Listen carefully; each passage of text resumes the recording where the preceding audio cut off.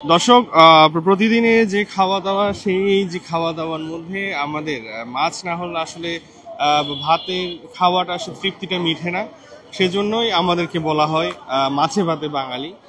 সেই প্রেক্ষিতে আজকে আমরা চলে এসেছি চট্টগ্রামের বিশেষ মাছের বাজার, যেখানে পাইকারি থেকে খুচরা। আমরা আপনাদেরকে দেখাচ্ছিলাম যে ফিশারি ঘাট, যেখানে আসলে পাইকারি থেকে খুচরা নদী থেকে শুরু করে পুকুর, সামুদ্রিক সকল প্রকার মাছই পাওয়া যায়। আসলে দেখতে পাচ্ছি যে একটি মাছের ঝাঁক বসেছে, যেখানে ইলিশ মাছ বাছা হচ্ছে। বিভিন্ন আকারে মাছের ঝাঁক থেকে আসলে বিক্রি হচ্ছে। ইলিশগুলো বিভিন্ন আকারে অনুসারে ভাগ করা হচ্ছে। যেমন ছোট বড় মাছগুলো, ছোট যে সর্বোচ্চ যেটা ছোট মাছ সেগুলোকে আলাদা করা হচ্ছে। তার পাশে যেগুলো মাঝারি আছে সেগুলোকে আলাদা করা হচ্ছে। আমরা দেখতে পাচ্ছি এই যে এখানে যে মাছের বেশ বরফ দিয়ে এইসব রাখা হয়েছে। তাছাড়া আমরা আরও জানতে পেরেছি মাছগুলো 5 দিন আগে ধরা হয়েছিল সমুদ্র থেকে। ফিশারি ঘাটের যে মাছ বাজার সেটি এখন একটু বেশ চুপচাপ অবস্থায় আছে, কারণ এই মাছ বাজারটি জমে ওঠে সাধারণত ভোরের যে নামাজের পরের থেকে 6টা থেকে 7টা পর্যন্ত এই মাছ বাজারটি জমে থাকে সাধারণত।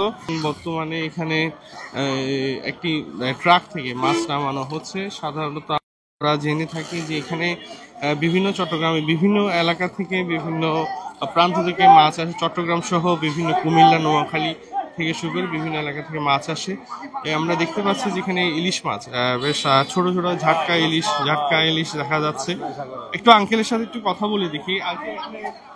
শুধু ফিশিং বোর্ডে নজর দিতেছে, এটার কোনো ইন্টারেস্ট বুঝতে পারছি না। সরকার এখানে ইন্টারেস্ট কি বোট ট্রলিং এর ভিতরে?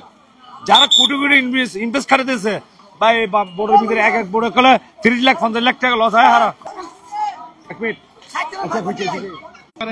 না নিয়ে নিলাম টেন্ডার যে বেশি পাবে তে নিয়ে যাবে। হ্যাঁ হ্যাঁ।